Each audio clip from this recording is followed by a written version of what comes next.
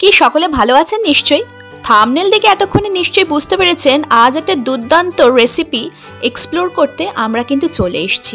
9 ফেব্রুয়ারি আমার ছেলের বার্থডে ছিল, সেই ছোট্ট করে ঘরোয়া অ্যারেঞ্জমেন্টের ভিডিও আমি আপনাদের সাথে শেয়ার করেছিলাম।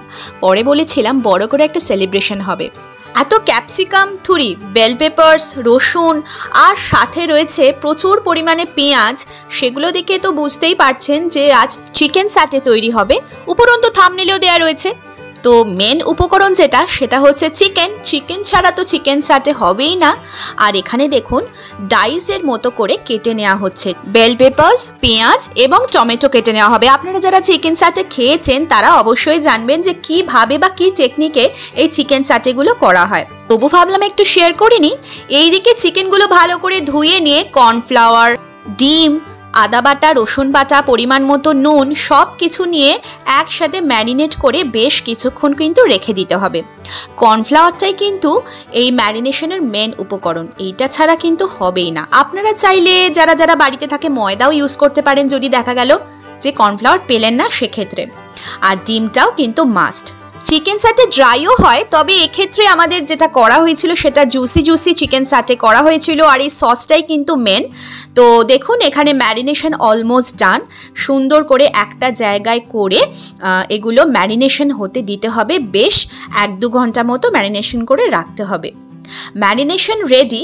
তো এইবার আমরা আস্তে আস্তে স্টিকের মধ্যে করে একটা করে টমেটো, একটা করে পেঁয়াজ, একটা করে বেল পেপারস বা ক্যাপসিকাম যেটা বলবেন সেরকম একটা করে দিতে হবে এবং তারপর একটা করে চিকেন দিতে হবে।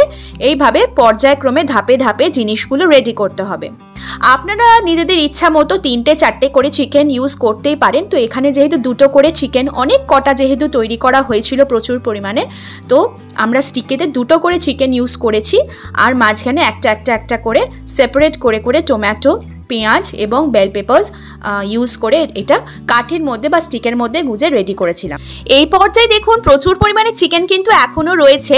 তো এরকমভাবে একটা করে প্রত্যেকটা তৈরি করে নিতে হবে। যদিও এটা একটু সময় সাপেক্ষ কাজ, কিন্তু রেডি হয়ে যাবার পর খেতে কিন্তু দুর্দান্ত লাগে। আপনারা যারা যারা খেয়েছেন বা আমরা খেয়েছি আমরা সকলেই জানি চিকেন স্যাটে ঠিক কতটা ইয়াম্মি আর টেস্টি হয়।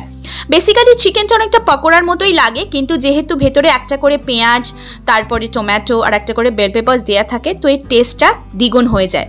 আর তারপর এটা ভাজা বা ফ্রাই করবার পর এটা যখন সেই রেডি করা সসটার মধ্যে বা ম্যারিনেশন করা সসটার মধ্যে ডিপ করা হয়, সেটার টেস্ট আরও ইয়াম্মি লাগে, আরও জুসি লাগে। যেহেতু এখানে আমার ছেলের বার্থডের অকেশন উপলক্ষে এগুলো তৈরি করা হচ্ছিল, সেই জন্য এখানে প্রচুর পরিমাণে আপনারা দেখতে পাচ্ছেন। সেটা আপনাদের মনে ডাউট হতেই পারে যে এতগুলো কেন।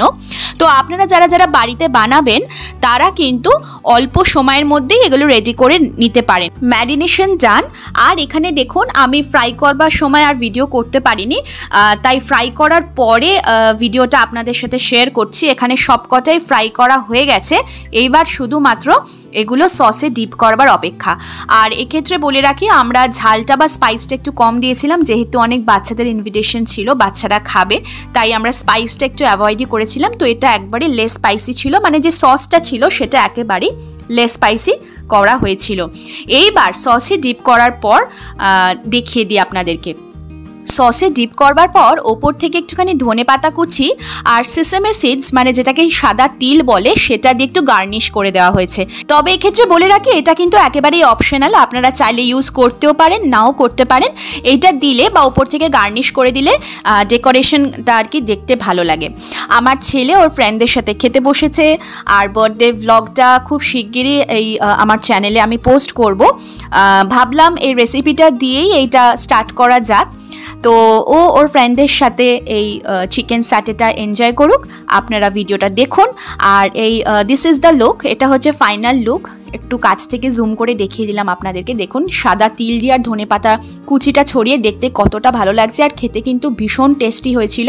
আপনারাও বাড়িতে করে দেখতে পারেন। আমি ট্রাই করিনি, সরি, এটা করা হয়েছে। তো ভাবলাম এই রেসিপিটা আপনাদের সাথে একটু শেয়ার করা যাক। তো চিকেন স্যাটের এই সহজ রেসিপিটা কেমন লাগলো অবশ্যই আমাকে কমেন্ট করে জানাবেন। শুধুমাত্র চিকেন স্যাটে কিন্তু নয়, আরও অনেক কিছু ছিল। সেই বাকি বার্থডে সেলিব্রেশনটা আপনাদের সাথে আমি অবশ্যই শেয়ার করব। আজকের মতো টাটা।